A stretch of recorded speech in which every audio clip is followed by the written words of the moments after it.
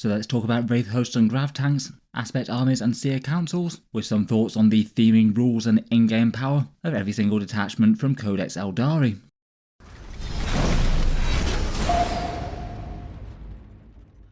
Hello and welcome back to Auspex Tactics, where today we're talking Space Elves once more, and in this video I thought we'd talk some Eldar detachments, particularly with the new Codex out and so many new interesting ways to put them on the table. In terms of detachment numbers and playstyles, Aeldari are one of the winners of 10th edition in that regard, a huge amount of different armies supporting their own playstyles, and here's a brief overview list of them. They've got the Balanced Warhost, the Shuriken-toting Guardian Battlehost, the Ghost Warrior Wraith Host that is the Spirit Conclave, the fast-moving jet bikes for the Windrider Host, the Psychic Farseers of the Seer Council, the brightly coloured Aspects of Cain and the Aspect Host, the Harlequins and the Ghosts of the Webway, the Inari and their devoted of Ynnead, and the Armoured Warhost as the Grotmus detachment download for a Grav tank focused force. Loads of stuff to choose from, which maybe wasn't too unexpected given that Aeldari have quite a lot of defined playstyles and a couple of big sub-factions in the Harlequins and Inari. And between the datasheets and all the synergies out of these ones, there's really quite a lot of interesting stuff here. For this video I thought we could talk through each of the detachments in turn. I thought I'd go through them in a very rough order of in-game power, at least in my estimation, maybe a sort of mini tier list, but talk over each detachment's lore and theming, talk through the rules and maybe focus on a couple of things that are perhaps super impactful for the detachment in question, and then take a look at a relevant unit or two, or any competitive list examples that people have put on the tabletop to some success in the first weekend of Aeldari tournament performance. Certainly loads to talk about, so let's jump straight in. First up, and perhaps the detachment I'd probably rate lowest tier, is the Armoured Warhost still. This one was the Grotmus detachment, and it was thoroughly weak compared with the original version of the Battlehost, though I would say that even with rating it a little bit lower in this codex, I don't think it's completely unplayable. There maybe is building around the Grav tanks which perhaps don't feel like they're quite so focal in the new Codex Aeldari. The Armoured Warhost is the Grav tank themed detachment, certainly one way of war that Aeldari are pretty famous for when they're making big sweeping formation moves, fast moving Grav tanks hidden behind holo fields and moving at breakneck speed, picking off the lumpen battle tanks of the other races with pulses of high-tech heavy weapon fire, maybe guided by crystal targeting matrices, and a truly terrifying and frustrating foe to fight for maybe Imperial tank commanders. Most of the craft worlds have a good number of armoured fighting vehicles in their midst, maybe could be a good fit in the lore-wise for Ynnead, one of the lesser-known craft worlds that's particularly dedicated to crafting weapons, and Vol, the god of the forge. Rules-wise, on the tabletop, the core rule gives you advance and shoot for vehicles, and you get to reroll advanced rolls for ones with fly. It does mean that they're going to be going even faster in this detachment versus elsewhere, though most of the Grav tanks can already move really fast to start with, having big 14-inch or better movement characteristics, and perhaps a little bit of overlap with battle focus, which you can expend tokens for a big d6+1 on the movement anyway without having to advance, though I guess it does mean that you can save that for other things. For their stratagems, there's a 5+ feel no pain against mortal wounds, advance and dropping units from transports, so you can still go really fast while dropping out units and keeping your guns blazing, a fall back and shoot one for Grav tanks and things, a 6-inch deep strike from reserves, a -2 to charges, and a reroll 1 hit wound and damage. I'd say out of those, maybe the 6-inch deep strike is a particularly nice one, means that you could get a Fugue and Fire Dragon squad right within melter range immediately that jumped out of a Wave Serpent or Falcon. That's at least fairly terrifying on paper. And the reroll 1 hit wound and damage is quite nice as well, maybe best on War Walkers with Bright Lances or Falcons perhaps, and does seem like a reliable way to be able to convert command points to damage. I feel like their enhancements are at least fairly good as well, giving Grav tanks a +1 to hit, a 3+ chance to generate a command point while you're on an objective, which is quite an easy one to trigger, far more relevant now autarchs don't auto-farm command points. There's a healing D3 wounds to a Grav tank, and one for redeploying a bunch of vehicles. Maybe the question could be a bit more as to which characters you really want to support vehicles, just given that Aeldari maybe don't have quite so many obvious choices for that. Could perhaps use some lonely warlocks hiding out of line of sight, or spirit seers that are also buffing wraith lords perhaps. For focal units, maybe things like the Falcon Grav tank are ones to look at. This one's at least a fairly cheap tank, armed with a pulse laser, maybe a bright lance, particularly in this detachment with that reroll strat. It can deep strike normally, but getting the option of a 1 command point 6-inch deep strike and then buffing your unit with reroll wound rolls is pretty fearsome. That could be rather excellent with Fugue and Fire Dragons as mentioned, or maybe Azaman with Dire Avengers. Maybe the closest Grav tank to just a general purpose battle tank is the Fire Prism though, 160 points and coming with inbuilt rerolls. They'd certainly be able to hurtle around the board extra fast with this one without even needing to spend battle focus tokens. Its fire out of line of sight trick maybe isn't quite as big as it used to be, given that it halves the damage output now, but it could be quite a good choice. For the fade away battle focus trick, it means that if you just got this shot and then it didn't die, you might be able to ghost away behind terrain from any other guns out there. Moving onwards, next up on the sort of vague power scale, I've ranked the Guardian Battlehost and the Spirit Conclave. I certainly wouldn't say that these are unplayable, but maybe don't have quite as much to offer as some of the really scary detachments. First up, for the Guardian Battlehost, this is perhaps one of the slightly more unusual ones in the Codex. There is certainly a sort of formation that Aeldari have had before in the past, particularly the Webway Black Guardians, representing the common Eldar citizens taking up arms to defend their craft world. The idea being that even your average Aeldari that's not overly trained in combat compared with the rest is on even footing at least with most warriors from other races. Given that there's the Armoured Warhost for grav tanks and things, this one focuses on other things and also the Dire Avengers as well, again bringing the Shuriken goodness in defense of their craft world. For the rules for the Guardian Battlehost, their core rule is defend at all costs. Dire Avengers, Guardians, support weapons and War Walkers are all +1 to hit if they engage their target or an objective marker. That's quite an easy to trigger damage buff there. It won't be active all the time, but a lot of the time it will be just due to opponents trying to take the objectives and things. I say all of those are kind of sort of mid-tier damage dealers as opposed to being some of the most standout things in the army though. The units do get a whole bunch of support, mainly focused on the Guardians and the Dire Avengers themselves. One to reroll wound rolls versus units on objectives, which is pretty brutal with mass shuriken fire. Dire Avengers hitting on a 2+ and rerolling all wound rolls is definitely going to stack some saves. Storm Guardians can automatically advance 6 inches and still shoot and charge. There's a -1 to wound 1 if you're on an objective marker.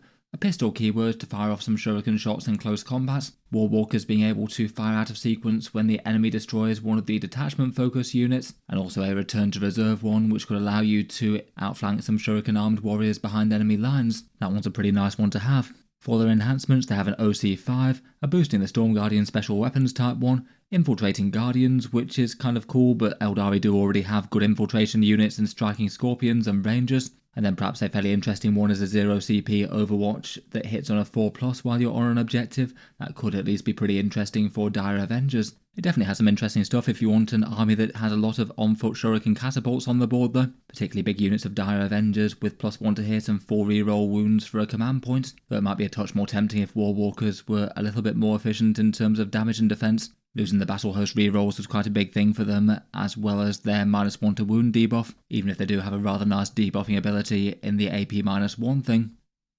For focal units for the detachment, the Guardian Defenders can bring a whole load of shuriken catapults plus a Bright Lance platform. Could be interesting enough to put Eldrad Ulthuan in the unit for a +1 to wound against one target. And the Storm Guardians are a nice alternative as well, getting some free fusion guns and flamers plus some power swords, and perhaps more importantly having sticky objectives. Dire Avengers on the other hand absolutely spam out the shuriken shots. 4 attacks at strength 4, AP -1 and damage 1 per guy is pretty nice for 15 points each. They get sustained hits 1 within half range. The Exarch can get a second shuriken catapult if you need it, though even with the wound rerolls they're still not going to be particularly efficient against tough stuff without something like a -1 to wound or similar going on. Before we move on to the other Aeldari detachments, I'll just give a quick shout out to today's video sponsor in the Magnet Baron, one US based option and supplier of neodymium, with a big range of high strength M52 magnets on offer. Magnets are certainly something I use quite a lot in Warhammer 40k projects, liking the options to be able to swap out a whole bunch of weapons, nice to be able to change up your options or if Games Workshop shifts the rules around. They've got a bunch of kits aimed at specific models out there, including some quite fancy and dedicated ones with a bunch of 3D printed bits, such as for the Questoris Knight here. They've got plenty of other applications for other stuff as well, such as these flight stand bases. Quite a few Aeldari models and skimmers tend to go heavy on them. I certainly made good use of them for my own small collection of jet bikes. In any case, feel free to check them out, links down in the video description. I'll cycle back to them at the end of the video to talk through a few of their other offerings. And a big thank you to them for sponsoring this video. On with the Aeldari armies though, and next up we have the Spirit Conclave. This one's basically the 10th edition name for the Wraith Host. When Aeldari die, they preserve their souls in Spirit Stones to stop them falling into the warp and into the clutches of Slaanesh. These Spirit Stones typically being recovered and plugged into the Craft World's Infinity Circuit, running throughout the Great Void Vessel. In desperate times of war though, it's possible to recall the souls of the dead and use them to animate and command sturdy Wraithbone constructs, sending the dead into battle to defend the living, though they often need a good amount of guidance from dedicated psychers called Spirit Seers. It's certainly one of the biggest themes within the Aeldari model range and in general, and particularly good for Ynnead. given that their craft world was torn apart by the Tyranids and leaving them rather dependent on waking the dead for their military might. For its rules in-game, they have the Shepherds of the Dead core rule, which has 3 different parts. Wraithblades, Wraithguard and Wraithlords all gain battle focus when they're within 12 inches of an Aeldari Psyker, which is quite a nice advantage. Getting movement boosts on otherwise fairly slow Wraith constructs is quite nice, as is the ability to fade back if you take damage. They're perhaps a bit more likely than some Aeldari units to take some shots but not be outright destroyed. If any Psykers are slain, then the rest of the Wraith constructs get +1 to hit against the unit that slew them, and Wraithguard and Wraithblades gain the battle line keyword, so you can have as many of them as you'd like really. For their stratagems, I feel like perhaps some of the most obvious and easy to use ones are the big -1 damage, which is really quite a good defensive boost on sturdy constructs with 2+ saves and high toughness values. It's really good for Wraithguard and Wraithblades being targeted by damaged 2 or 3 weapons. And otherwise there's one for the Detachment rule and Spirit Seer buff in any range, one to ignore modifiers for AP or damage, could be nice against things like say Space Marine Redemptor Dreadnoughts with Armour of Contempt, a sticky objective one, a devastating wounds in melee one which seems rather nice with the Wraithblades with their swords, and a tank shock one but for Wraith units impacting with a bunch of mortal wounds when they charge in.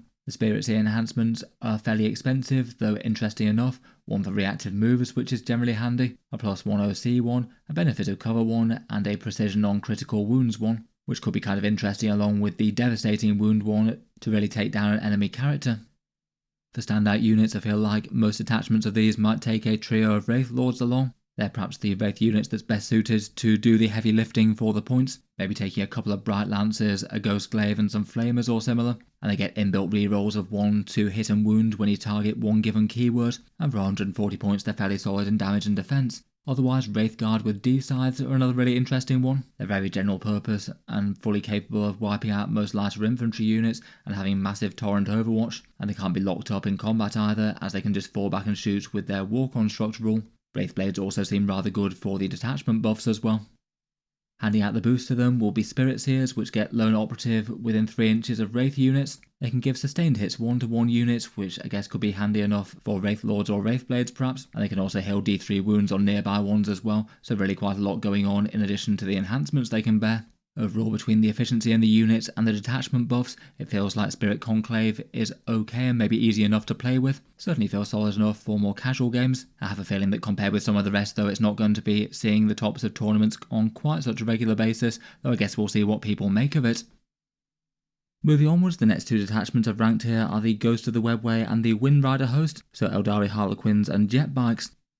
The Ghost of the Webway is basically the 10th edition way to play Harlequins. Quite an important one really, given that they used to be a fully fledged Warhammer 40k faction with their own codex, but then were taken back to being rolled back within the Aeldari book once again. There will be plenty of people out there though who want to field an army that's primarily of Harlequins. These guys are well known and feared warriors, enigmatic guardians of the Black Library deep within the Webway, servants of the Aeldari laughing god Segarak, and are so adept in warfare that they turn battle into a performance, bounding forward with holosuits and flip belts, and dispatching their foes with perfectly precise blows from their Harlequin blades and special weapons. In the lore they really are next level fighters, perhaps the Aeldari equivalent of Custodes. They often might attach themselves to other Aeldari forces, travelling amongst the craft worlds and Drukhari, but when necessary they might often deploy in force as well, maybe particularly in defence of their Black Library, say with Ahriman of the Thousand Sons trying to gain access to it.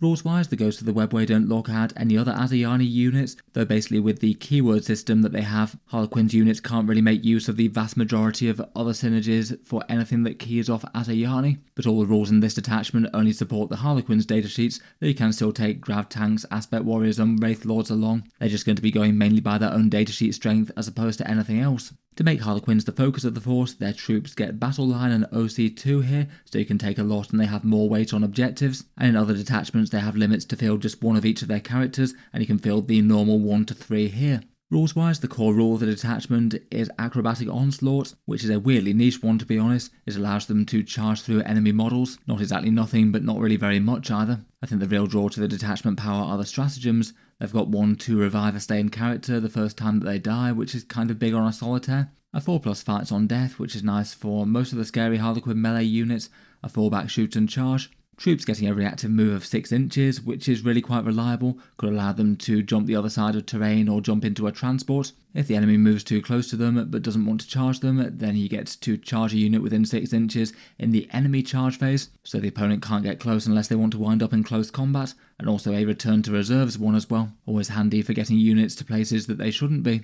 Beyond that, they've got some enhancements for a Troop Master damage buff, a Desperate Escape test, a Shadow Seer being able to infiltrate, and a Death Jester getting some critical hits against below half strength units, which is a big damage buff but doesn't really trigger on too many things. I feel like it's maybe a bit of a mixed bag with this one, maybe a bit disappointing to see the core rule being quite so niche, but a bunch of the stratagems genuinely are pretty powerful. The reactive move, Return to Reserves, and Revive a Slain character are all pretty big. It feels like the biggest and most focal datasheet are the Harlequin troop. You can take them in squads of 5 to 12, and when they charge into melee, they'll often have a whole bunch of Harlequin blade attacks, 5 attacks each, and they're getting devastating wounds, so should have a bit of punch against everything. They also get +1 to wound on the charge, though they can swap that out for another couple of buffs if it makes more sense. They get some fancy pistols to take some chunks out of heavies if they can get dead close as well. Perhaps one of the other most fearsome Harlequin units is the Solitaire, 115 points for a ridiculously fast moving character that's a big 12 attacks at strength 6, AP 2 and damage 2 on his big go turn with Blitz. Seems like he could be a great one to use some of the stratagems on, such as the charge on the enemy turn with fights first, or in particular that revive on death one, to give him another big turn of deleting another infantry unit from a long way away. Pretty mad that he can average charges at 26 inches away on the turn where he triggers that blitz. Overall, I feel like there's enough here in the Harlequin detachment to be pretty interesting. Really big power moves with the stratagems, though it is really focused on just a few datasheets to make it work and doesn't support the other things in the codex quite as much, and for that reason I'd still rank it behind some of the other detachments out there.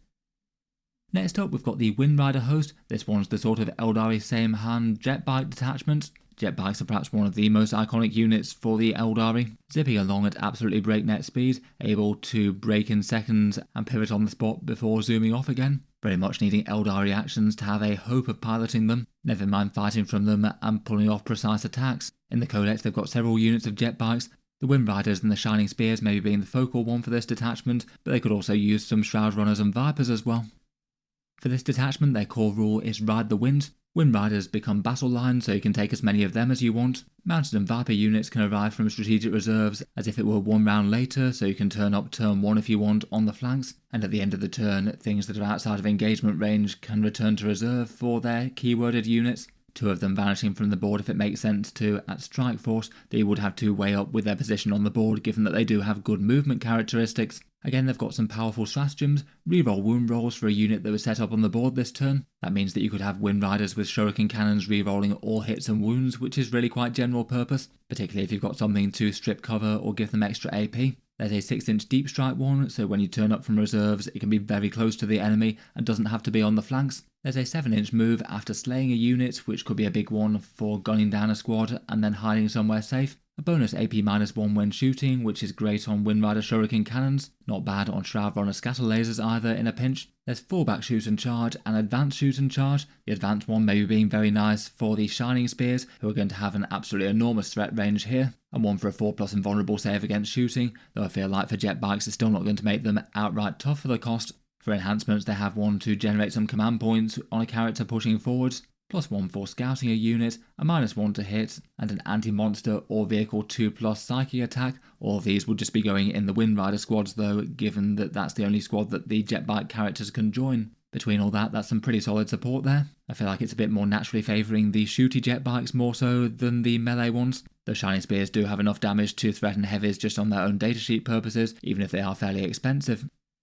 Speaking of which, here's their datasheets. Jet bikes generally move fast at 14 inches, and the Shining Spears gets to basically ignore vertical terrain distance when moving, which is most important for just hopping over a ruin as if it weren't there. They can kind of fight as if they were jump infantry, not caring about terrain quite so much. Their laser lancers, star lancers and shuriken catapults just mean they're going to tear a massive chunk out of literally whatever they charge, being particularly good against monsters and vehicles and 3 wound infantry, given the damage 3 attacks with the anti-keywords and lance. Here's one example of a Windrider host that won a small tournament on the first weekend for the Aeldari. Maximal Shining Spears, a good number of Windriders, plenty of Harlequin Skyweavers even if they can't use the main detachment benefits. Pretty fun commitment to the theme here. Overall I feel like the rules for this one seem powerful enough to be interesting, and I think do a good enough job of making the jet bike army interesting. though I feel like for other detachments, the Windriders and the Shining Spears don't tend to be quite as focal units, so maybe making sort of usable units become kind of good, as opposed to really buffing the very most standout stuff. Definitely a cool detachment with some bite though, even if going heavy on the jet bites means that you will have an incredibly fragile army on the go. Next up, and for the detachments that I rated a little higher than this, I put the Seer Council and the Aspect Host in very arbitrary tier 2 place in terms of detachment power. Really quite strong looking ones that already have their fair share of success in tournaments already. The Seer Council is the Aeldari Psycho-focused detachment. They're well famed for their Farseers and Warlocks, being able to divine the future and sending their forces in to influence the result of a conflict in one way or another. Maybe it's by slaying one Key Orc Warboss or Chaos Lord that was destined to otherwise go on to be a big problem. In battle, their Seers can direct their warriors to the right targets at the right times, guiding and protecting their foes, dooming their enemies to a horrible fate, plus occasionally chipping in with powerful battle magic such as the Eldritch Storm. Pretty well all the craft worlds have a good amount of Psychers, though it's maybe particularly appropriate for Ulthway theme-wise. They have an unusual amount of Seers in their ranks, though some craft worlds whisper that it was often because they've stayed too close to the Eye of Terror for too long in their long fight against Chaos.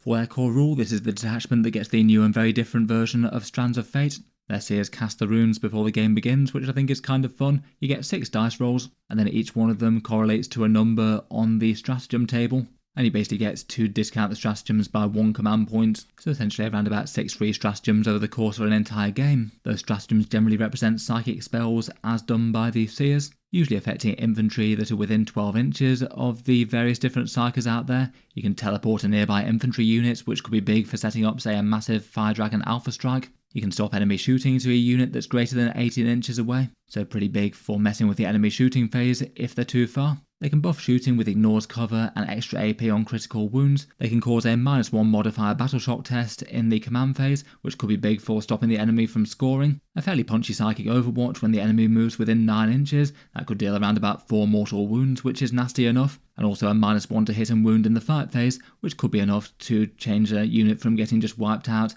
to maybe having a few models surviving or something, even with Aeldari stat lines. Then for enhancements, they've got one that can manipulate those fate dice to get different stratagems free, and a couple of others including the increased cost of command points one, which could be handy enough if you have psychers moving towards the mid-board. Overall certainly feels interesting enough, particularly the warping infantry units around the board and stopping shooting and things, and particularly given that you could use some of the sort of damage ones on repeat as well. Ignoring Cover is a pretty handy shooting one, and the psychic overwatch is nice, and if you wanted to build big with a big combined guardian unit with multiple psychers and a warlock conclave or similar, this feels like one of the best attachments to do that in.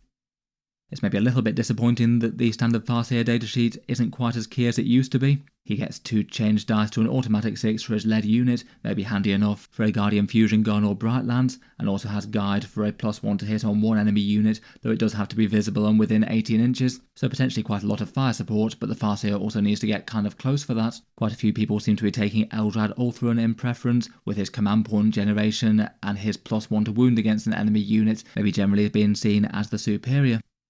Warlocks have had a fair bit of love in the new book compared with before as well. Their destructive psychic damage gets fairly nice with multiple psychers nearby. If you've got 2 of them next to Eldrad for example, each one of them will have d6+2 shots at strength 7, AP 1, damage 1, which is fairly punchy and could be nice for Overwatch. And both the Warlock and the Conclave version come with their own special rules and a Singing Spear as well.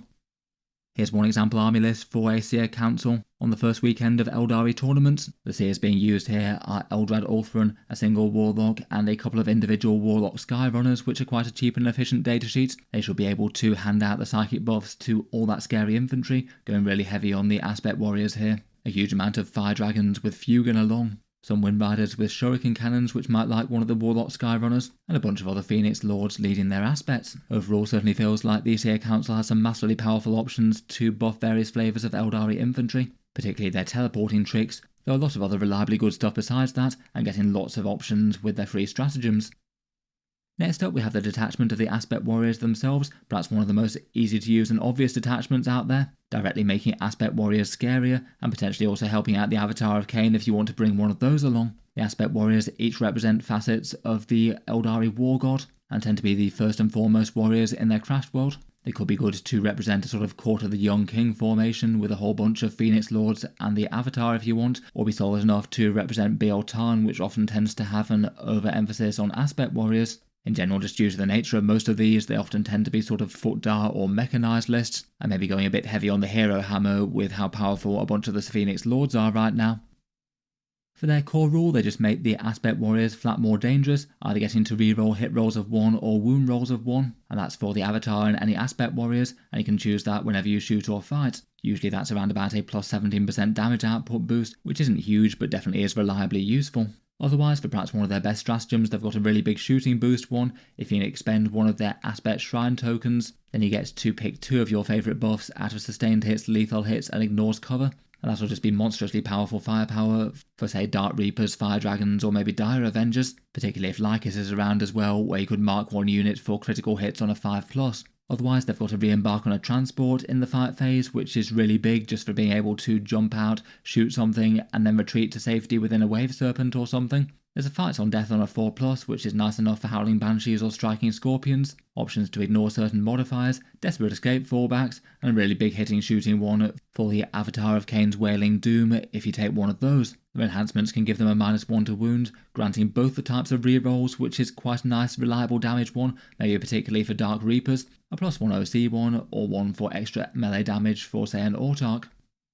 For the Aspect Warriors, there's tons of them that are really quite scary right now. Maybe the Dark Reapers and Fire Dragons being some of the most intimidating. Dark Reapers can chip in with lots of very general purpose fire with loads of strength 10 and damage 3 shots that ignore cover from 48-inch range. They're pretty great for jumping out of a transport and then retreating back into safety. And the Exarch can even chip in with ignores line of sight damage with a Tempest launcher to thin out some enemy light troops. Fire Dragons are the dedicated Aeldari tank destroyers, and they'll certainly enjoy the options for sustained hits or ignores cover or both. Given how powerful so many of the Aspect Warriors are, the Aspect Host does seem to be one of the more played armies in tournaments so far. This one by Dami Segan was used to win the small Brighton GT tournament, 21 players and going 5-0. This one taking Fugan and Lycus as a couple of Phoenix Lords, plus 2 Autarchs for some free stratagems. Going heavy on the Dark Reapers, as many of the lists seem to. One unit of 10 of them looks like they'll be jumping in and out of a Wave Serpent with an Autarch attached. And then there's multiple units of the terrifying Fire Dragons, 15 Howling Banshees with their enormously long charge threat range, 2 units of Striking Scorpions with some brutal melee to fight for the midboard with their Infiltrate, and then 3 units of Warp Spiders, which are just good enough for their 24-inch, essentially 1-inch deep strike near enough, but then one squad running with Lycus means that they can absolutely go into murder mode and close combat after that, and also do that 5+ critical hits combo, so you could have a unit with both sustained and lethal hits on 5s with the 1 command point stratagem, which is brutal. Overall, it's certainly a really strong detachment, basically focusing on making some of the Aeldari's strongest units yet more dangerous. For perhaps the detachments, I might rank just a tiny bit ahead of those. Here I've chosen to rank the basic Warhost and also the devoted of Ynnead, that's the Aeldari detachment. I feel like for your detachment strength it's obviously going to depend on the context of playing in. I'd guess that the movement shenanigans of these might put them ahead at perhaps a sort of top player kind of level, though to be honest I could see things like the Aspect Host or the teleporting Seer Council things maybe being easier to use than these, or at least easier to reliably gain value out of, and I feel like you might have to be thinking ahead and using the movement tricks to their maximum to make these really shine. First up of these we have the standard Aeldari Warhost. This one's basically the balanced Aeldari detachment, pretty much the update on their previous index Battlehost, though changed a fair bit with a few of the stratagems being shifted around and not getting the inbuilt damage buff. Instead it's really focused on their movement and swiftness. I feel like that's pretty reasonable themes to go down as just one that's going to help out Aeldari in general, and maybe is a bit better for certain armies that might not be overly skewing to any one unit type. Most of the rest of them are generally focused on one set of datasheets within the codex, so sort of depend on having a bit of a skew list, whereas this one's going to be pretty good no matter what army you're playing. For its rules, the core rules basically amp up battle focus. Martial Grace gives you 1 extra battle focus token, and when you use battle focus abilities you can basically move 1 inches further, so say a +3 inches to your standard movements rather than a +2 or +1 to any of the random ones, so they're often d6 +2 rather than d6 +1. Not crazily standout powerful, but definitely nice to have and makes that mechanic a lot more impactful overall. Otherwise, they've got some very nice stratagems. Fire and Fade means that you can shoot and then hide again, and potentially hide by jumping back in a transport if you want to, both of which are great. There's another one to re-embark in a transport as well, so you could have quite a lot of units bouncing in and out of safety. You can return to reserves for infantry near board edges, very nice for outflanking the enemy, or maybe even setting up deep strikers for another turn. There's a shooting buff within 12 inches for sustained hits 1, which isn't the worst, could be nasty enough on fire dragons, a fallback shoot and charge, and a -1 to hit, both of those being fairly standard Space Elf manoeuvres. It's quite nice that these are quite so general purpose and can be used on a whole number of different datasheets, as opposed to just a few of them. For enhancements, they have a Resurrection Phoenix gem, an extra Battle Focus token 1, a 0 CP command reroll for their unit, and extra damage in Psychic. I feel like all of those are okay. Maybe not all to include by the way that they're pointed, but usable enough. Warhost looks like it's another one of the more popular ones at tournaments. It mainly seems to be this and the Aspect Host that people have gone for in the early days of the Aeldari Codex, and this army list by Christopher Wright did well in the first weekend, having Azaman and Fugan on the table for the Phoenix Lords, Eldrad Orthran to rustle up some command points, and an Autarch with a Reaper launcher, looking like he's heading up a big unit of 10 Dark Reapers to have them jumping in and out of Wave Serpents from safety. Lots of very scary and dangerous units to make use of those good movement shenanigans, hit the enemy hard, then fade away. Some scary assault units that can charge really far in this detachment in particular, with the Howling Banshees and Striking Scorpions. Some nice close range firepower in Fire Dragons and Azaman with Dire Avengers. Some scoring Warp Spiders, and Shroud Runners that can hand out some stripping cover when needed. Lots of general purpose Space Elf goodness here. It does seem that Warhost does Aspect Warrior spam rather well as well.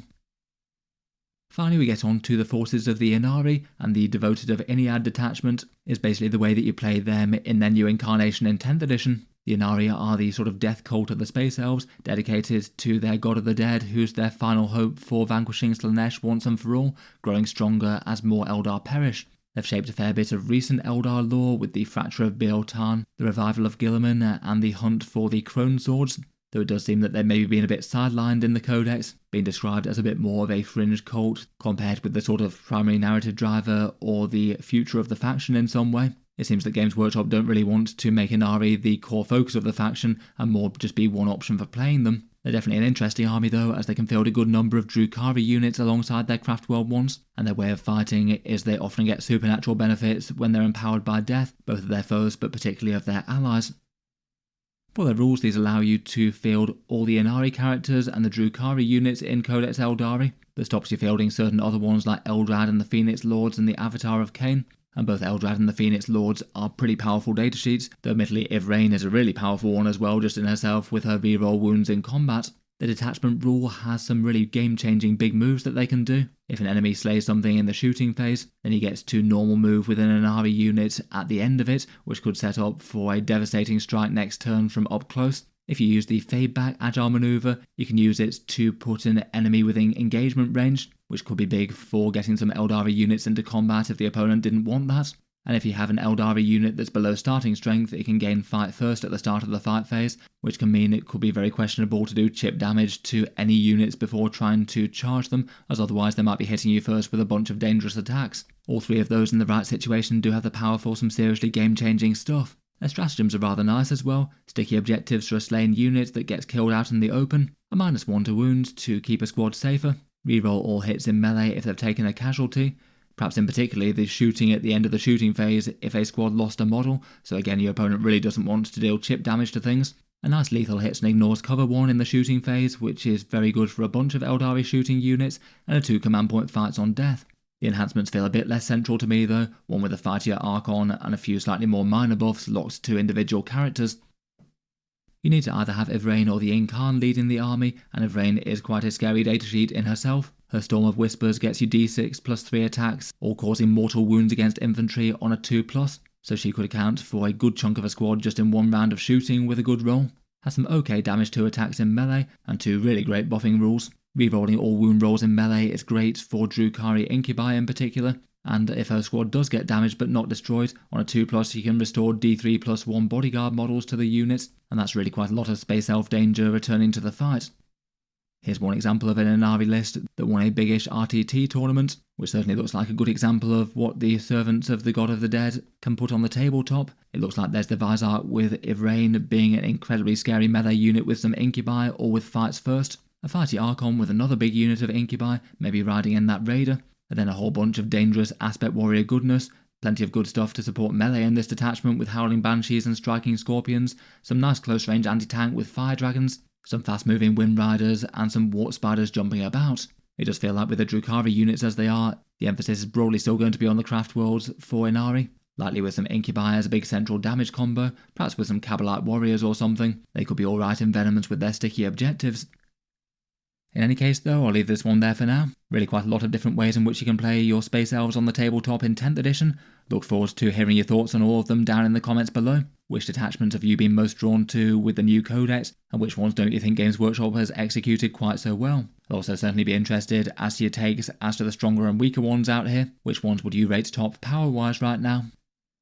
Finally, I'll just cycle back to the video sponsor in the Magnet Baron. As mentioned earlier, they're suppliers of magnets and components for 40k kits, having a good amount of high-strength M52 magnets, so lots available for your different hobby projects. They ship from the USA, so it does mean that they tend to be a bit cheaper domestically as opposed to worldwide.